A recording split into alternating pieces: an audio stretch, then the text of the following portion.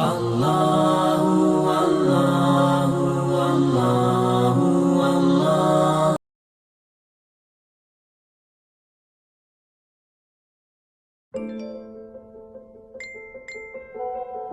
Informasi tentang virus corona yang begitu berlimpah bisa jadi malah membingungkan.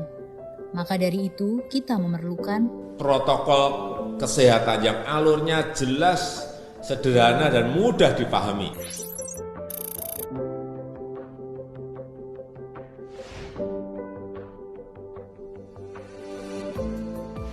siapa yang berpotensi terpapar virus corona.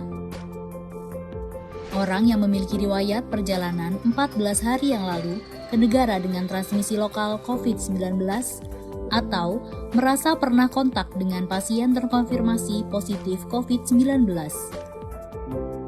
Apa yang perlu dilakukan jika memenuhi dua kondisi tersebut? Bila Anda merasa sehat, maka dianjurkan untuk melakukan karantina diri di rumah selama 14 hari sambil memonitor kondisi tubuh. Bila Anda merasa tidak sehat atau timbul gejala, segera lapor ke petugas kesehatan atau hubungi hotline center Corona untuk mendapatkan rujukan pemeriksaan ke fasilitas layanan kesehatan. Gejala apa yang perlu diperhatikan? Demam melebihi 38 derajat Celcius, batuk atau pilek, sakit tenggorokan, sesak atau gangguan pernafasan. Apakah perlu langsung datang ke layanan kesehatan? Apabila gejalanya ringan, utamakan menghubungi hotline center Corona atau rumah sakit rujukan terdekat untuk mendapatkan informasi mengenai langkah selanjutnya. Sambil mencari informasi, ini yang perlu dilakukan. Tetap hindari keluar dari rumah, istirahat yang cukup, banyak minum air putih dan makan makanan bergizi, mempraktekkan kebiasaan bersih seperti cuci tangan, dan membersihkan area-area yang tersentuh permukaan tangan. Gunakan masker agar percikan dari batuk atau bersin tidak mengenai orang lain, bahkan di dalam rumah sekalipun. Kapan harus mencari bantuan medis tambahan?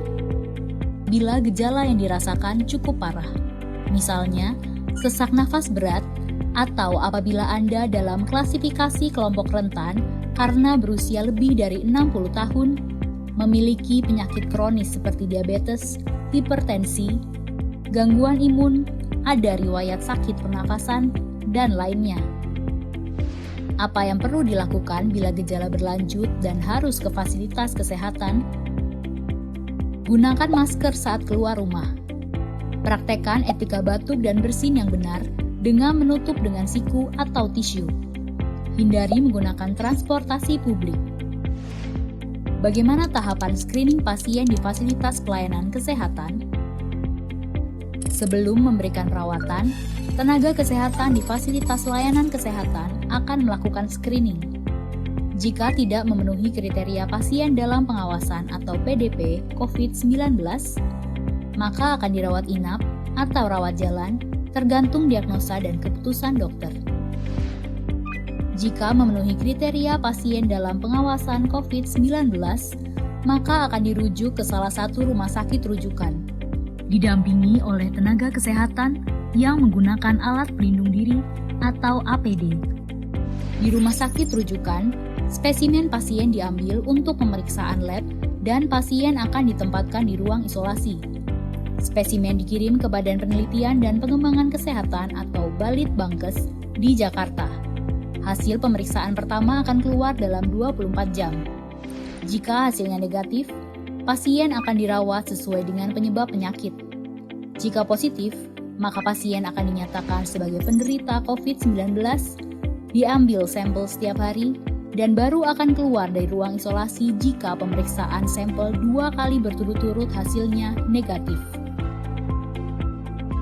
Itulah informasi dan protokol kesehatan untuk masalah COVID-19 yang perlu diikuti oleh masyarakat. Sakit akibat virus corona dapat disembuhkan. Namun begitu, lebih baik mencegah dan tidak menularkan kepada mereka yang lebih rentan.